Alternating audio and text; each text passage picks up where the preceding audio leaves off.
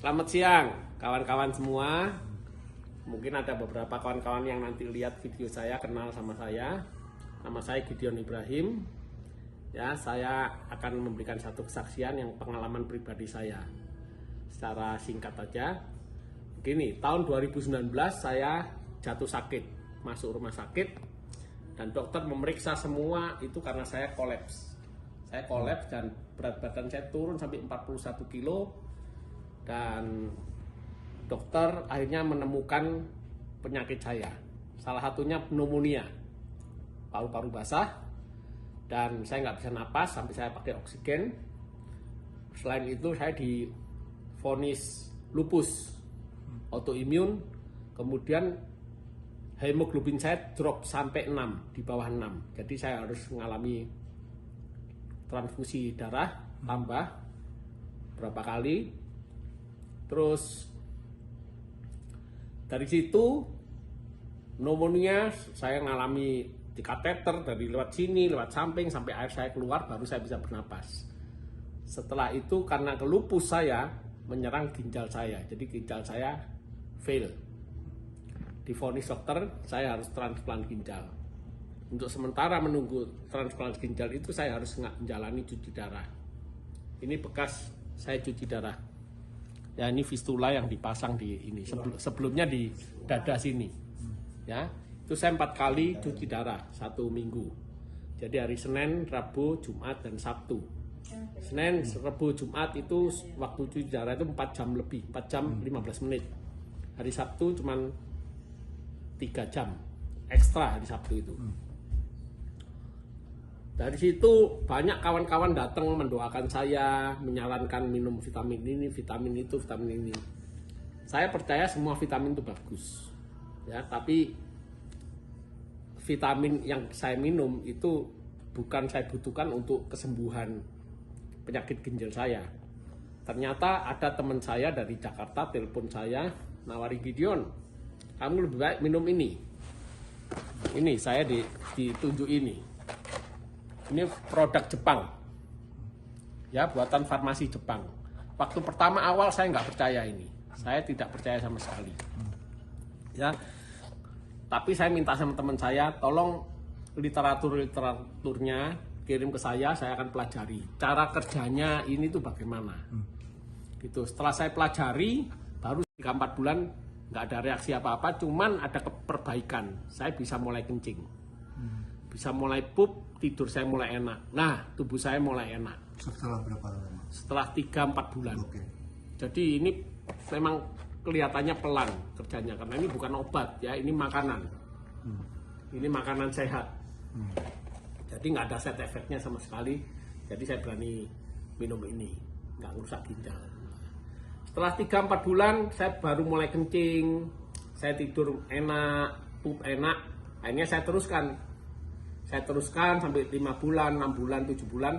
Dari hasil tes darah saya itu kan ada kadar racun dalam tubuh ini kan, kreatin namanya, kreatin sama mineral urium.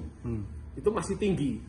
Jadi waktu setelah 7 bulan minum ini, itu dari kreatin saya 14 itu baru turun cuma 12. Sedikit 12 ya. Jadi fungsi ginjal saya masih sekitar 5%.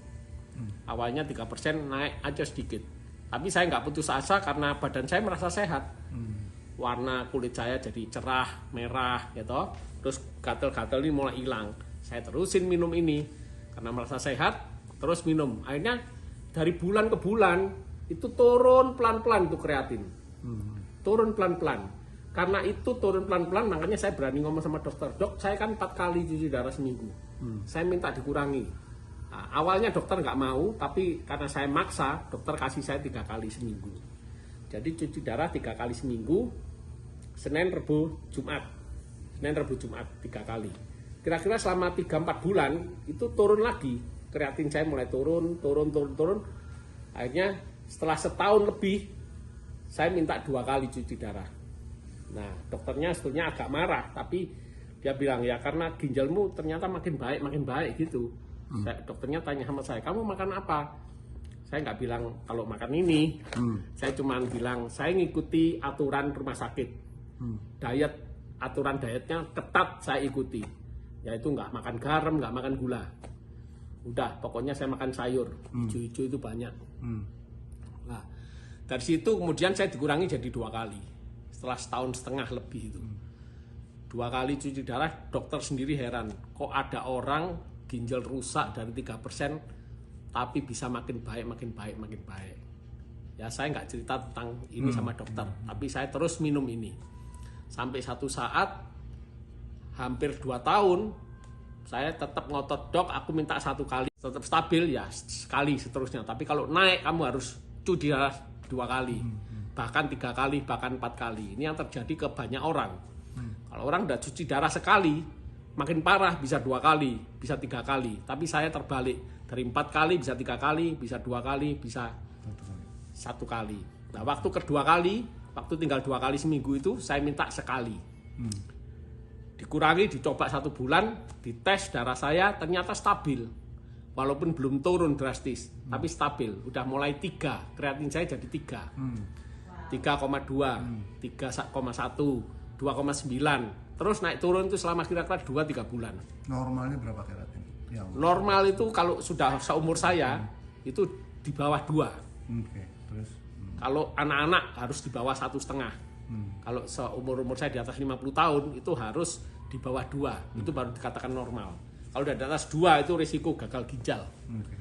Nah dari situ selama berapa bulan saya 1 kali cuci darah, ada suster yang nurse-nya bilang sama saya, kamu lebih baik cari second opinion. Lanjut second opinion. Second opinion. Lah ini yang heran. Dulu saya dari awal rumah sakit 8 dokter nangani saya, udah memvonis saya sakit imun autoimun, leukemia, saya jalani kemoterapi 36 kali, autoimun saya harus menjalani plasma 16 kali, saya harus transfusi darah. Itu semua dokter 8 orang angkat tangan. Memvonis saya umur saya cuma 3 bulan. Nah, karena saya sekarang udah 1 kali cuci darah, saya pergi ke dokter yang awal di sini. Dokter yang di sini kaget. Dia kira saya sudah mati. Waktu saya datang ke sana dia, ini benar Gideon, ini benar Gideon. Iya benar dok, ini saya Gideon. Sorry ya, tak kira kamu sudah mati dulu itu.